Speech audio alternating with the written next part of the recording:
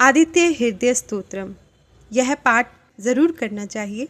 कब करना चाहिए, कैसे करना चाहिए और इसके करने से हमें क्या लाभ होते हैं, ये सब हम इस वीडियो में बताने वाले हैं, तो वीडियो में अंत तक ज़रूर बने रहिएगा।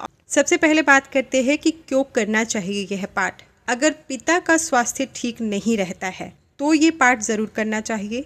अगर लगातार कोई रोग परेशान कर रहा है, हड्डियों या आँखों से संबंधित कोई रोग है, तो यह पाठ अवश्य करना चाहिए।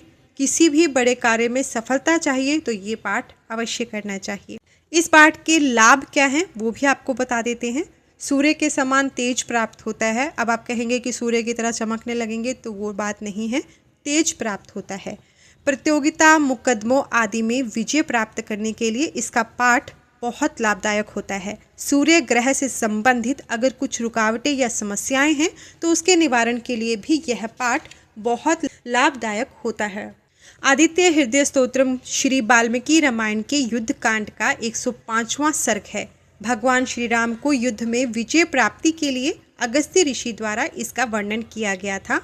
अगस्त्य ऋषि द्वारा रचित है ये आदित्य हृदय स्तोत्रम। अब आपको बताते हैं ये कब और कैसे करना है। प्रातःकाल सूर्योदय से पहले उठकर स्नान कर लें और उगते हुए सूर्य को जल दें। जब भगवान सूर्य लालिमा के बीच में से उदय हो रहे होते हैं, अरुणोदय काल होता है, उस समय अर्घ्य देना चाहिए। वह बहुत लाभदायक होता है। आपको मोटे मोटे तौर पे बता देते हैं कि सूर्योदय के 40 मिनट के अंदर अंदर आपको अर्घ्य देना चाहिए। अब अर्घ्य देते समय स्टील आदि का बर्तन यूज ना करें, तांबे के लोटे से जल दें। तांबा सबसे उत्तम है, अगर नहीं है तो मिट्टी का बर्तन ले सकते हैं। तांबे के लोटे से जल चढ़ाते वक्त हाथों को कान के ऊपर रख के जल चढ़ाएं और उस गिरते हुए जल के बीच में से सूर्य को देखकर सूर्य प्रणाम करें। इससे कई लाभ होते हैं। सबसे पहला लाभ आपकी आंखों को होता है। आंखों की रोशनी अच्छी होती है और साथ में ही वो जल के माध्यम से जो सूर्य की किरणें आपके ऊपर आती हैं वो आपके लिए बहुत लाभदायक होती हैं। ये सूर्य को अर्घ्य देना प्रतिदिन ज़रूरी है।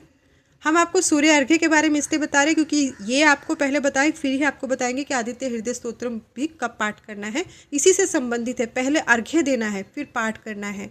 प्रतिदिन यह पाठ करना चाहिए। प्रतिदिन सूर्य को अर्घ्य देना चाहिए।